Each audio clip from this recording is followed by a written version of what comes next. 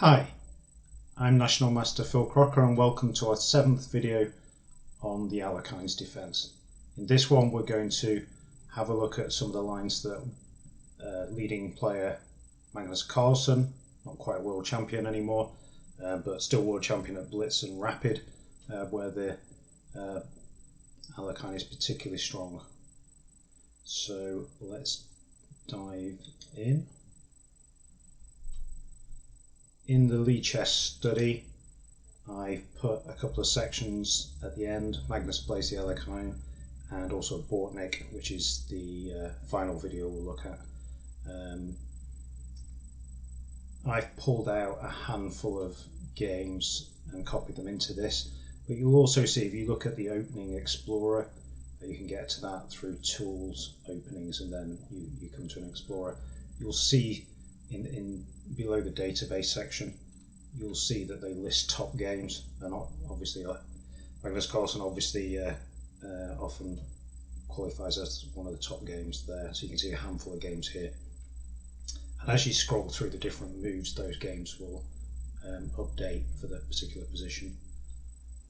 In the Bortnik video, I'll also show you how you can investigate a player, because you can't, to my knowledge, you can't easily search specifically on a player within Lichess, but you can pull out their games, and we'll look on chess.com actually in the final video at how you can basically download anyone's games and look at how they're structured. So let's just have a look at 2 or 3 of these Magnus games I've pulled out. As you'll see, it's against the very top opposition, so let's have a look at these. So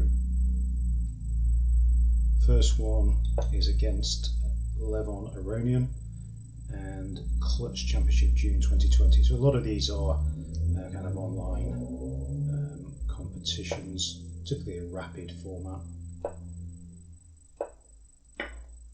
So Levon plays the exchange variation, Magnus does the CD6 variation.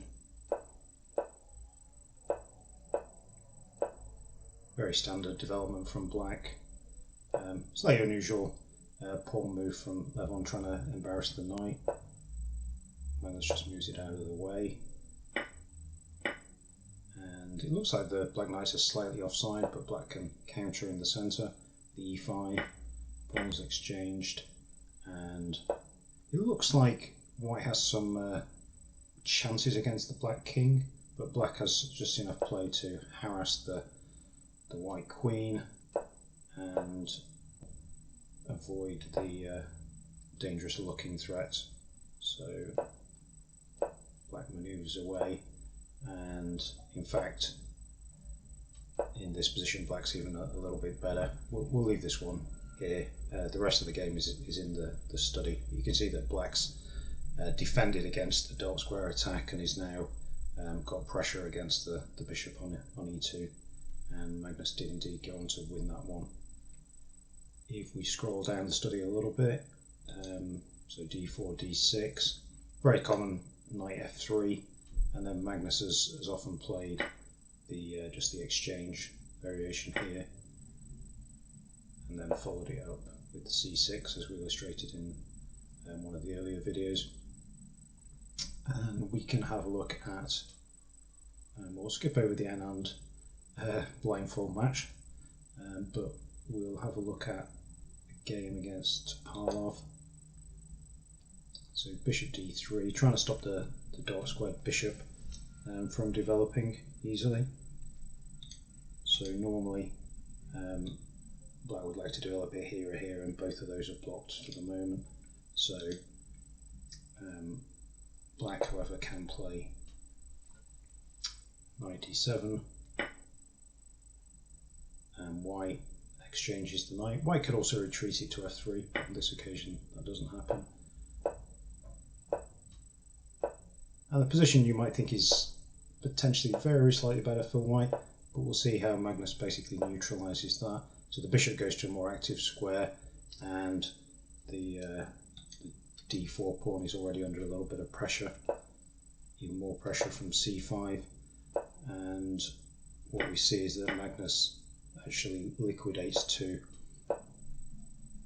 a slightly better endgame, winning a pawn and just about holding on to that. So white could recapture that pawn. He chose not to, but basically remaining a pawn down. If white did capture that pawn, then black can get some back rank mate threats. Looks like the bishop will have to move, but the white back rank is weak, so black has time to defend the pawn, and black's clearly better here. And in the game, I mean, Topalov didn't grab that pawn, but did go on to lose nevertheless. If we skip on to the 4 pawns, then Magnus has done a few different things here. And one of the things he's done is to just exchange here, and then this is bishop f5 is a kind of a waiting move, the engine preference. And this is his game against Hikaru Nakamura, another online match from 2020, and we'll see standard looking moves here, development, undermining the white pawn centre. But Nakamura gets himself a little tangled up over the next few moves. These knights targeting the c4 square there. White can defend it, but white's losing a little bit of initiative here. And then the knights come in even further, 2 knights on the side there. Not so often you see that, but actually they're quite strong here. And they're running rings around the white pieces. So Nakamura goes for some kind of kingside play, but Magnus takes the pawn, and the white kingside play is fairly easily kicked back, and Magnus went on to win this material up. So the other line that Magnus has tried, well, here he has played the g5 move, but I haven't included that here. G6 is another technique, just kind of waiting for white to make a mistake. Kind of probing the centre. And black doesn't mind if white pushes the pawn forward, then it removes a defender from the e5 pawn. So white is cramping back a little bit, but what we'll see here is that black manages to defuse that, and by now the game is more or less equal. This is the game against Caruana, also from 2020, and we'll see that Magnus goes on and seizes the initiative. Caruana sacrifices an exchange,